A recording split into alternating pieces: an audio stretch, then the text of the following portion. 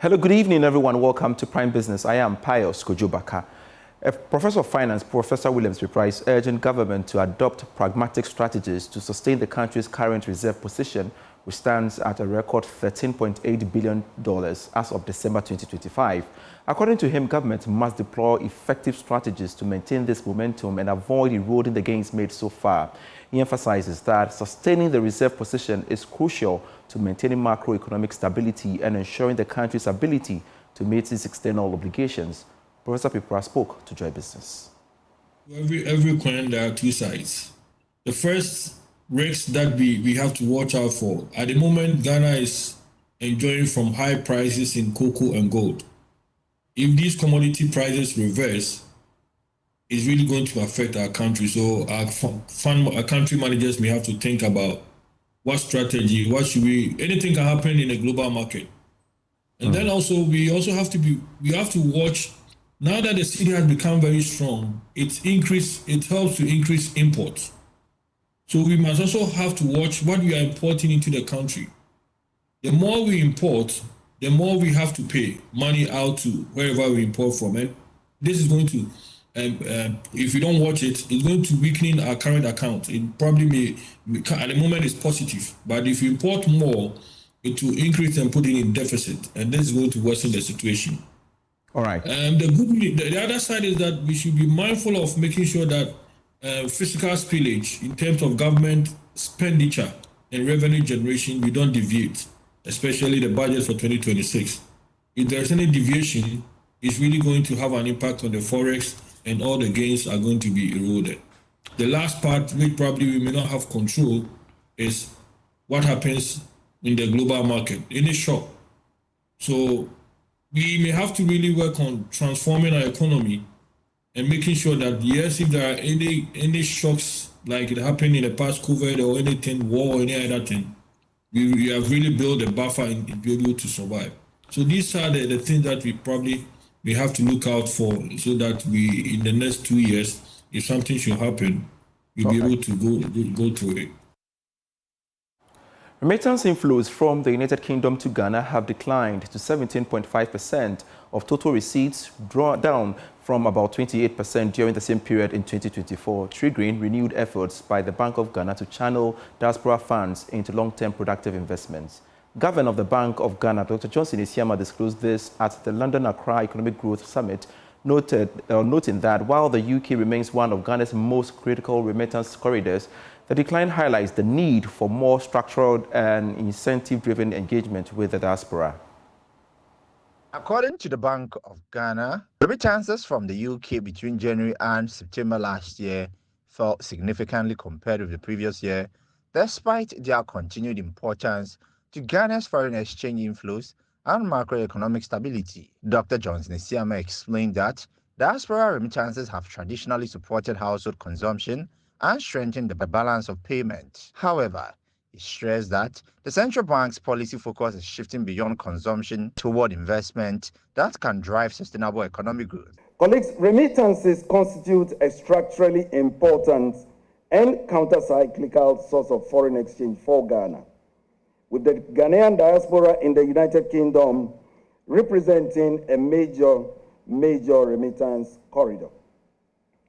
In the period between January and September last year, remittance inflows from the UK accounted for about 17.5% of total remittance receipts into the country. This proportion, however, marks a decline when you compare it to the same period in 2024, when the UK corridor contributed about 28%, which was equivalent to more than a quarter of all total inflows. British High Commissioner to Ghana, Christian Rook, stressed the importance of such partnerships. Taking a bit of a step back, the UK and Ghana share a strong, long and enduring partnership. And at the heart of this partnership is a shared ambition for economic transformation. It's a shared ambition for increasing trade. It's a shared ambition to increase investment and to strive towards inclusive growth. As part of effort to reverse the decline and scale up inflows from the UK, The Bank of Ghana is exploring diaspora bonds, collective investment schemes, and other capital market instruments that would allow Ghanaians abroad to invest in the economy through transparent and well-regulated platforms. A team of officials from the Ghana Revenue Authority has visited some shops and supermarkets in Accra to assess the implementation of the new VAT system, which commenced on January 1, 2026. During the visit, the management of Melcom, Palace Mall and other supermarkets confirmed that the implementation of the new VAT has resulted in reduction of prices. More in this report. The General of the Ghana Revenue Authority, Anthony Kwesi Sapong, together with a team of senior GRA officials, has begun a monitoring exercise to assess the implementation of the reduced VAT rate and the cancellation of the COVID-19 levy. The team interacted with shop owners, many of whom confirmed that the new VAT rate has taken effect. The exercise started at Palace Mall, where the account manager confirmed that businesses are already charging the revised VAT rate. At the Melcom Mall, management welcomed the GRA team and explained that the implementation process is progressing smoothly. The price is still the same, and you have taken out the COVID levy, and then the levies are also now calculated on the base with the same as VAT. That automatically should lead to a lower price. The levy part will come down, sir. So that will come. has been done. Yes, sir. So 1.9% has come down. Yeah, okay. So that is what we are looking at. We are looking at the VAT. What percentage has come down? It is 1.9. 1.9% has come down. Yeah, that's what we are talking about. Yeah, Okay. sure. We just look at the tax component to be sure that at least it has listened. And you are confirming that it has reduced by 1.9 because of the listen. That's very important. The Commissioner for Domestic Taxes, Dr. Martin Yamborija, also engaged customers during the visit, examining their receipts to ensure the correct VAT rates were being applied. No, I've not seen any COVID. You have not seen COVID? Yes. So what are the taxes? I mean, what are the taxes that you can see? VAT is 15%. Okay. And then Gene Found is 2.5%. And then NHIL, which is also 2.5%. Yeah. And they are all calculated on the same base value? Okay. So what it means is that you have gotten a reduction in terms of the amount that you have listened. So are there savings for you? So as a result of the removal of the COVID levy and then the integration of the levies into the VAT, prices have automatically reduced by 1.9%, and that is your benefit. Addressing the public, Commissioner General Anthony Kwesi Sapong urged consumers to always demand VAT receipts whenever they make purchases, stressing that this will help them fully benefit from the reduced VAT rate. We continue to appeal to businesses and individuals who are business owners that we would like you to go on voluntary compliance. Comply with VAT, charge VAT, implement VAT on your systems, or issue VAT invoice as the case may be. And for all consumers, as you are enjoying the new reforms, also demand your VAT invoice anytime you purchase. When we work responsibly as businesses and we also act responsibly as consumers, together we will raise the needed revenue that is needed to develop the nation. Some shop owners and customers expressed excitement about the new tax measures and commended the GRA and government for implementing the VAT reduction and removing the COVID-19 levy.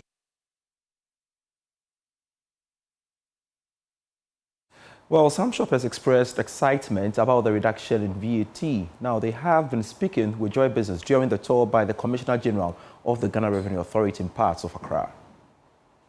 Now, everyone that is buying is saving that 1.9%.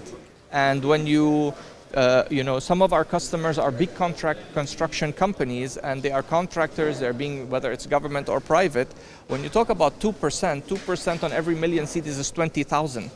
And that can translate to hundreds of thousands of CDs a year in savings, which basically goes to the pocket of the consumer and helps them to use it in other places, So from our part, we think it's an excellent approach. Thank you. Got a switch and then a solar light, so an outdoor solar light, yes. And we noticed that we no longer see COVID-19 levy charged here. And then we also see that the VAT has also reduced. I think it used to be 21%. Now we see 21.9. Yes, now we see 15%, and that's a significant improvements, a reduction, and we are happy. At least we save some money for our pockets, so we are most grateful to the government. Thank you. So I am. Yes, at least that money I can save it on fuel or use it for something else, and it goes a long way. And VAT. It's our responsibility to ensure that corporate institutions pay their VAT. So when you go and make purchases, request for VAT invoices. I mean, so that we can all be responsible, not spectators. So it's very important that we all do.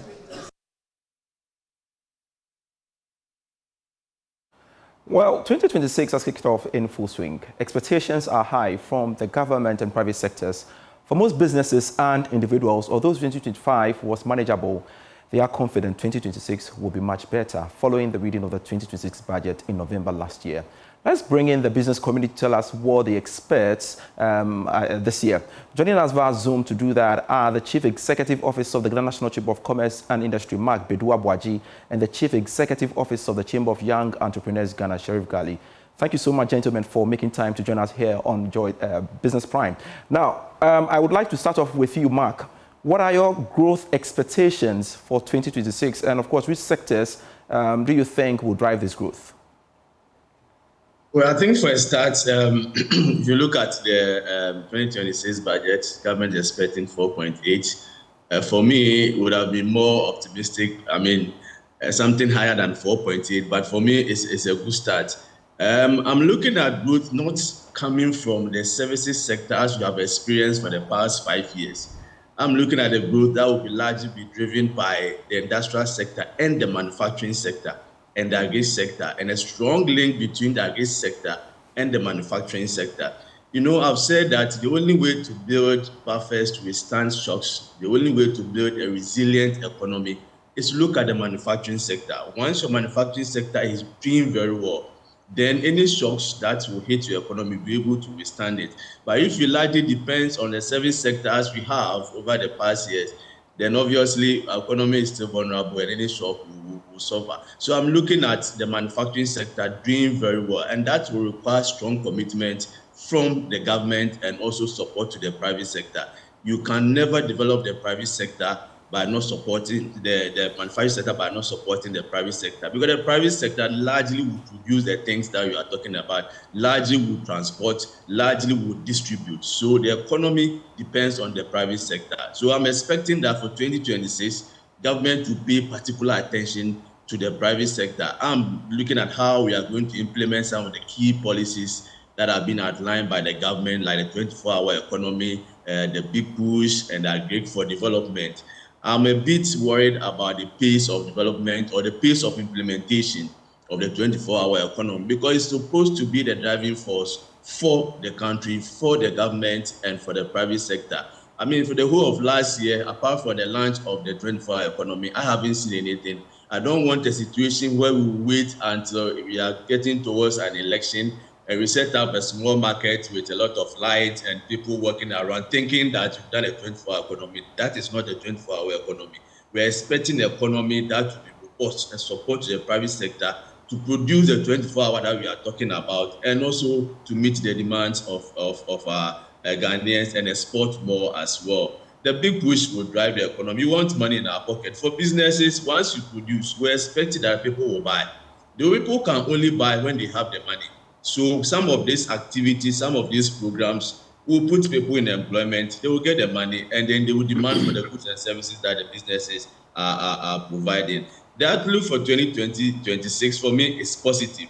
But as I've said, our economy is still vulnerable, more so where we'll be exiting the IMF. The challenge we've had is that any time we exit, all the macroeconomic gains that we made under the IMF, we derail them, we destroy them by our own deeds. But I'm expecting that we'll be committed. We will do the good things that we have done under the IMF, the fiscal discipline, the expenditure management, the revenue generation, to ensure that we consolidate the gains we have made. Because for 2026, businesses, all the plans we have made, all our budget are based on the gains we made in 2025. So if I'm planning, I'm looking at inflation, a single-digit inflation. If I'm planning, I'm looking at the policy rate lower than even the 18% and interest rate coming down. I'm looking at a stable exchange rate. I mean, between the 10 and the 12, even though I see the gap as very wide, these are what I have used to plan as a business. So anything short of that will be detrimental and disincentive for businesses. So we are also expecting consolidation of the gains that we have made in the 2025. And talking about consolidating the gains made so far, is that to suggest that you are planning to increase investments in 2026, all things being equal? Obviously, once, there is high confidence, once economy is stable, even for now, we heard a lot of investors asking areas where they can, external investors actually, when they come to the chamber, they are asking areas where they can invest, unlike previously where they are looking for areas where looking to export the product they have made into us. So we largely become importers. Now they are looking for investment opportunities. Where can we add value? Which agricultural sector can we add value? The construction sector, which are the areas that we can also invest in. So people are looking for areas to invest, and that is where it is important. Once they have seen that even the credit rating agencies have upgraded us, they've seen the confidence that is in the economy, they see the consolidation, the macroeconomic indicators performing extremely well, then the only way out is to invest. Businesses that had good plans but were not able to invest for lack of funds, now with interest rates coming down, they will also going to be able to go to the banks and say that I have a bankable project and I'm seeking funding. But with a lower interest rate, I expect that a lot of businesses will now be able to expand or even start a new project, and that will mean creating of employment for people who are looking for jobs. So it looks positive. That's fine. And even before we go to Sheriff Ghali, for you again, Mark, what will be the biggest challenge you anticipate, and how do we plan this challenge basically to address them largely? So the biggest challenge for me, at the beginning of the year, whilst we are all happy about the fact that there's a tax reform, as we said, people are benefiting, we are also slapped with increase in utility tariffs. We see electricity almost 10% and water 15%, which will increase the cost of production for businesses as well. And the other biggest challenge for me is also the exit of the IMF. I don't think that their exit should be the end to any program. Their exit should rather be a beginning of us rather consolidating the gains that we have made. And if anything should happen, do anything contrary to what we have done to consolidate, and we begin to derail the gains that we have made, then obviously it's going to be a challenge to us. And also the reversal of prices of the commodities that we export. We don't have control over them. So now gold prices are high, cocoa prices are high. We are amassing up reserves of about 13 or so billion cedis, which we are using to support our local currency. So now the cedi is doing very well based on the fact that we have reserves to pump in. The central bank is looking to pump, I think, $1 billion or so to shore up the local currency.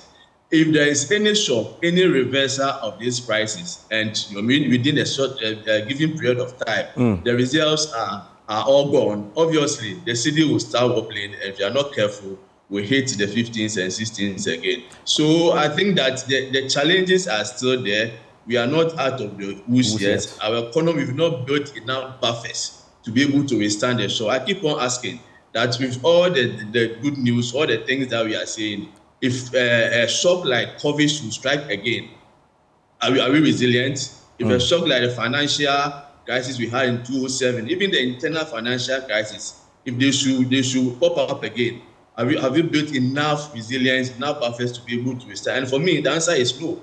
So we should not be complacent at all. We should continuously ensure that we build on what we have made, and also transition from consolidation to building a strong and resilient, inclusive growth for the economy. Thank you, Mark. And I'd like to hear from Sheriff this time around. So, Sheriff, for you, what are the top priorities for the Chamber in 2026, and how do you plan to achieve them?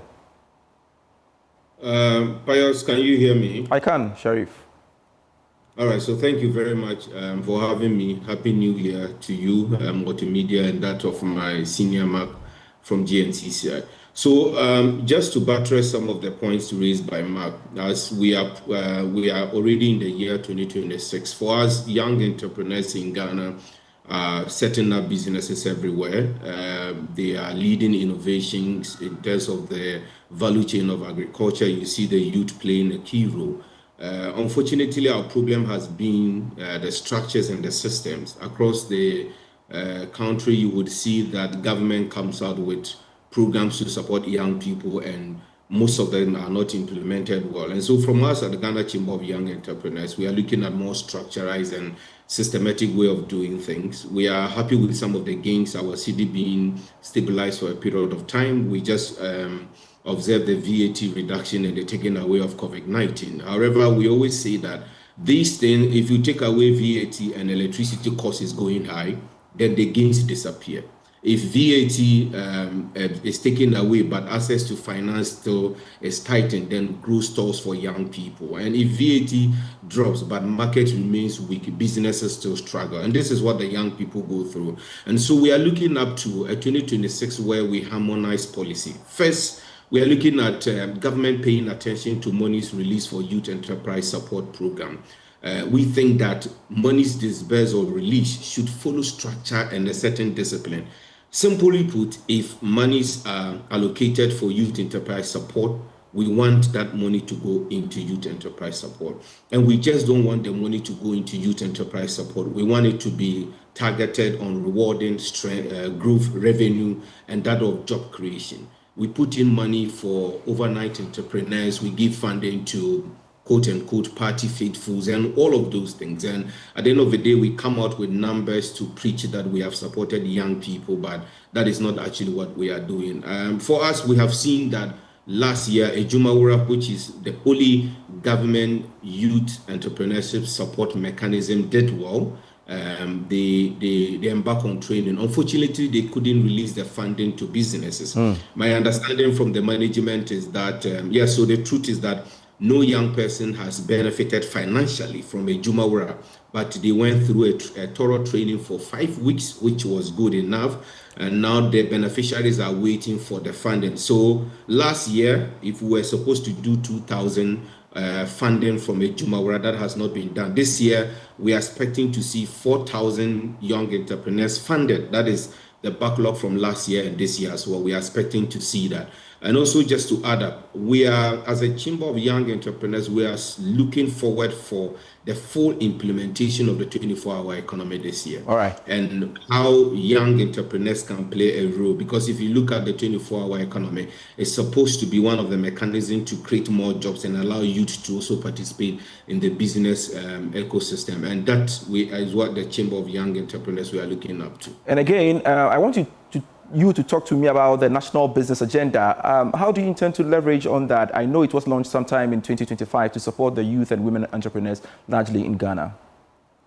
Yeah, so we are going to come out with what we call the public-private dialogues, because there are a lot of support for youth entrepreneurship, but they are not harmonized. They are not coordinated. There's something happening at Ghana Enterprise Agency. There's something happening at NEIP, NY, and all of that. So the National Business Agenda for Youth and Women is supposed to bring every actor together, including the GNCCI.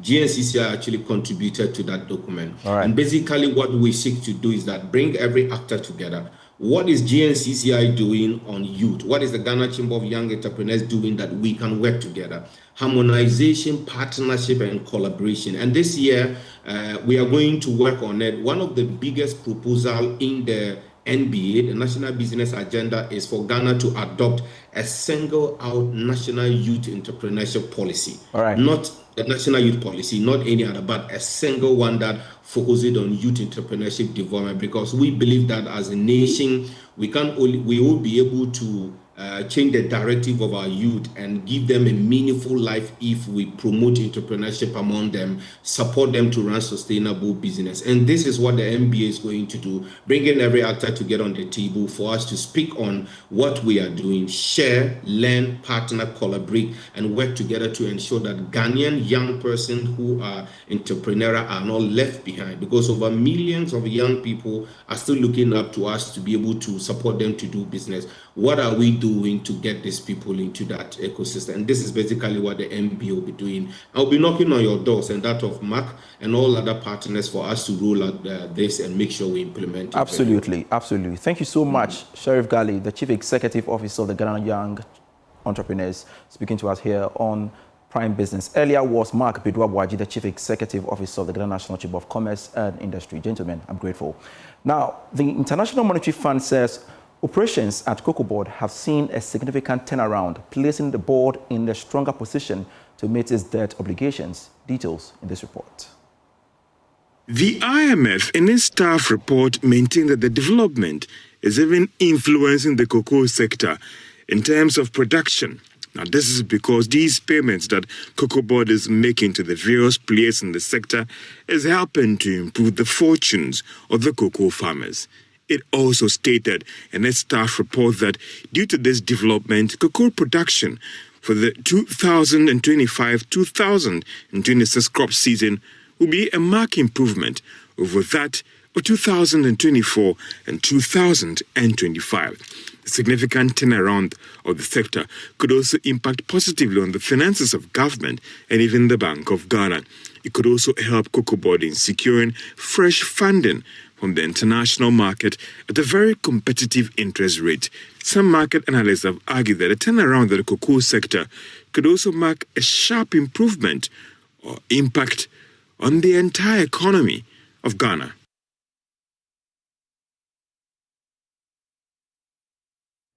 Thanks so much for being part of Prime Business for today. I am Pius Kojobaka. For more stories, do log on to myjoyonline.com/business. Prime Sports is next.